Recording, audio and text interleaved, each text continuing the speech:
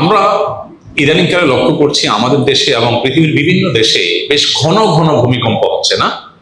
অনেক ঘন ঘন ভূমিকম্প হচ্ছে। দিন যত অতিবাহিত হচ্ছে ভূমিকম্পের পরিমাণ মনে হচ্ছে একটু বাড়ছে। এটা বিশেষ কোনো বিষয়কে ইন্ডিকেট করে কিনা কোরআন এবং হাদিসের আলোকে? কোরআন এবং হাদিস বিশ্লেষণ করলে আমরা দেখতে পাই যে সহিহ বুখারীর একটা হাদিস আছে, নবী করিম সাল্লাল্লাহু আলাইহি ওয়াসাল্লাম বলেছেন, লা তাকুমুস সাআহ, কিয়ামত ততক্ষণ পর্যন্ত কায়েম হবে না, আও হাত্তা ইউকবাদাল ইলম, যতক্ষণ পর্যন্ত পৃথিবী থেকে জ্ঞান তুলে নেওয়া হবে না। জ্ঞান বলতে কোরআন হাদিসের জ্ঞান, ইলম। এই ইলম তুলে নেওয়া হবে। পৃথিবীতে আলিম থাকবে, ইলম থাকবে না। হুজুর অনেক থাকবে কিন্তু গভীর ইলম থাকবে না। তো ইলম এর আসল প্রাণ পৃথিবী থেকে উঠে যাবে। তারপর পৃথিবীর ধ্বংস হওয়ার সময় নিকটবর্তী হবে। এই হাদিসের এই পরের অংশে নবী আলাইহিস সালাম বলেছেন, ওয়াতাকফিরুজ জালাজিল, এবং ভূমিকম্পের পরিমাণ বাড়বে। কিয়ামত নিকটবর্তী হওয়ার আলামত হলো যে পৃথিবী থেকে ইলম উঠে যাবে, ভূমিকম্পের পরিমাণ বাড়বে। এই হাদিসের মধ্যে, যেটি বুখারীতে বর্ণিত হয়েছে, এই হাদিসের মধ্যে পরিষ্কারভাবে বোঝা গেল পৃথিবীর বয়স আয়ু শেষ হয়ে কিয়ামত নিকটবর্তী হওয়ার আলামত, ছোট আলামত আছে প্রায় 130টার বেশি। এটা নিয়ে আমাদের ছোট্ট একটা ছোটি বই আছে, সৌদি আরবের শেখ মোহাম্মদ আল আরিফি, ওনার একটা বই আছে, ওইটার আলোকে বইটা লেখা আমাদের অনেক আগে। ওখানে কিয়ামতের 141 আলামত নামে ছোট্ট একটা ছোটি বই ছিল, বইটা আমরা আবার প্রকাশ করবো ইনশাআল্লাহ।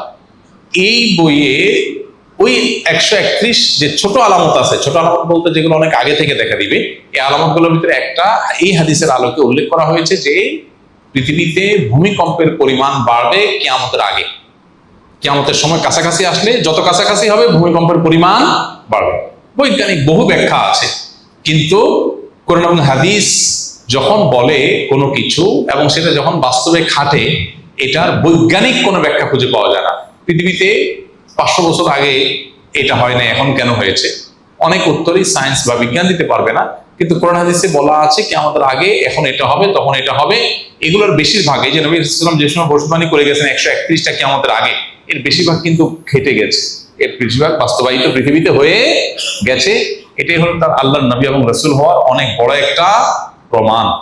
তো যাই হোক, পৃথিবীতে এই যে আপনার ভূমিকম্পের পরিমাণ বাড়বে, এটা কি আমাদের আলামতের মধ্যে থেকে একটা। আমাদের উচিত হলো ইস্তেগফার করা, আল্লাহর দিকে ধাবিত হওয়া, নির্মাণ সংক্রান্ত যে সমস্ত নীতিমালা আছে, গাইডলাইন আছে, সেগুলোকে ফলো করা।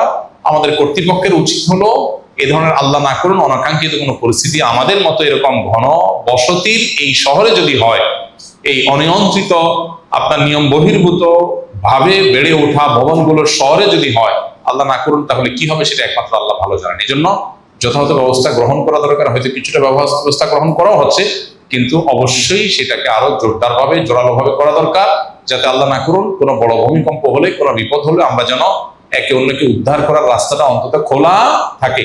এক্ষেত্রে নির্মাণ বিধিটা আমাদের সবারই মেনে চলার চেষ্টা করা দরকার। আপনারা যে মসজিদে বসে আছেন, আসন্না ফাউন্ডেশন মসজিদ কমপ্লেক্স, আলহামদুলিল্লাহ, এই মসজিদ নির্মাণের শুরুর দিকে যখন আলোচনা হয় যে আমরা এটাকে কিভাবে নির্মাণ করব, তখন আমাকে অনেকে বলেছিল যে ঢাকায় মসজিদগুলোর জন্য প্ল্যান পাস করতে হয় না, রাজুক থেকে প্ল্যান পাস করতে হয় না, আমরা এটার জন্য প্ল্যান পাস করার দরকার নেই। যে পরিমাণ জায়গা ছাড় দিতে হয়, এগুলো মসজিদের জন্য লাগে না, কেউ দেখতেও আসে না, এটা নিয়ে কড়াকড়িও করে না, এটা সয়ে নেয়, সহনীয়। এটা আমি বললাম না, এটা আমি কেন করব? নির্মাণ বিধি মেনে চলা সবার নিরাপত্তার জন্য দরকার। তো নিরাপত্তার জন্য দরকার যেটা, শৃঙ্খলার জন্য যেটা দরকার, সেটা মেনে চলার শিক্ষা ইসলাম দিয়েছে। সেটা মসজিদ তো আগে পালন করবে। মসজিদকে কেন ভায়োলেশন করানো হবে মসজিদকে? এটা তো উচিত হবে না। বলে যে না, ভায়োলেশন করলে আমরা অনেক বেশি জায়গা পাবো, অনেক বড় করতে পারবো, আমরা একটু ছোট হোক। আপনারা দেখেন ডানে অনেক জায়গা, বামে অনেক জায়গা ছাড়া হয়েছে, দেখবেন অনেক জায়গা ছাড়া হয়েছে, বলে এগুলো নেওয়া যায় যে বিধান, আমরা নেওয়ার দরকার নেই। আল্লাহর ঘর, এখান থেকে মানুষ নীতি এবং আদর্শ শিখবে। এখান থেকে যদি ভায়োলেশন শিখে, তাহলে মানুষ শিখবে কোত্থেকে? শুধু ওয়াজ থেকে শিখবে? মসজিদ নিজেই তো, মসজিদের অবস্থান থেকেও তো মানুষ শিখবে। তাই আমি বললাম না, এটা হতে পারে না।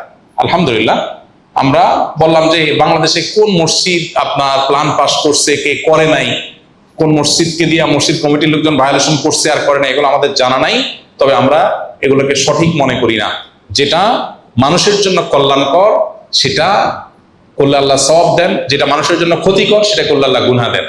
অতএব একজন ইমানদার তিনি কোন অবস্থাতেই মানুষের জন্য ক্ষতিকর কিছু করতে পারেন না। তো যেটা বলছিলাম ভূমিকম্পের ব্যাপারে, যে কি আমাদের আলামত সময়ের মধ্যে থেকে একটা, আমাদের উচিত সতর্ক হওয়া, আমাদের উচিত সচেতন হওয়া, নির্মাণ বিধি মেনে চলা, এবং সরকার এবং সংশ্লিষ্ট দুর্যোগ মন্ত্রণালয় সহ কর্তৃপক্ষের কর্তব্য হলো আল্লাহ না করুন বড় কোনো বিপদের আশঙ্কা যেটা দীর্ঘদিন থেকে করা হচ্ছে, যদি এরকম কিছু হয় অন্তত উদ্ধার কাজ যেন চলে সেজন্য যথাযথ ব্যবস্থা গ্রহণ করা।